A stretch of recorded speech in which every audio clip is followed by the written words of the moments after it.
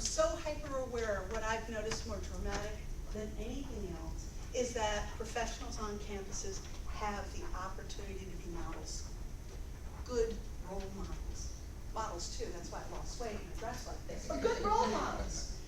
And we have an opportunity more than ever to be good role models to teens as well as our peers. One of the things that I used to do as a teacher is I taught bell to bell, because that's what my principal told me to do. You always teach bell to bell. Well, if two students walked in and they were in conflict, right, and the bell rung, guess what? They sat down, they took their seats, and I started right in, because I taught bell to bell. Now what I do is when two students walk in and there's a conflict and the bell rings, I pause. And I try to figure out what the conflict is. I don't want to know the drama. I just want to know the meat of it. You know, what's really happening? What's caused this language that I'm seeing between these two students?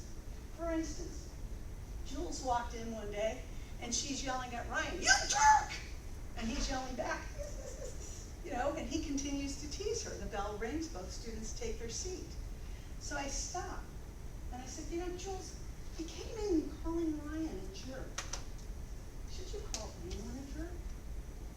She looked at me and she said, "You know, my mother calls me a jerk."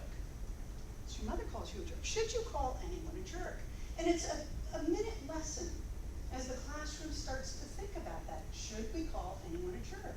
And then I said to her, "I don't want to know the drama, but tell me, why were you calling him a jerk?" "Well, he was teasing me." "Oh, well now I'm at the bottom of it, right? Right away, seconds, I'm at the bottom of it. So you're calling Ryan a jerk because he's teasing you, and he's teasing you because he doesn't know it's bothering you. Because you're calling him a jerk, he thinks it's funny and he's continuing it, right?"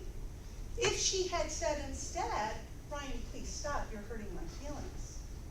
I don't like to have engagements in this way," right? Using those simple I messages, the behavior would not have occurred.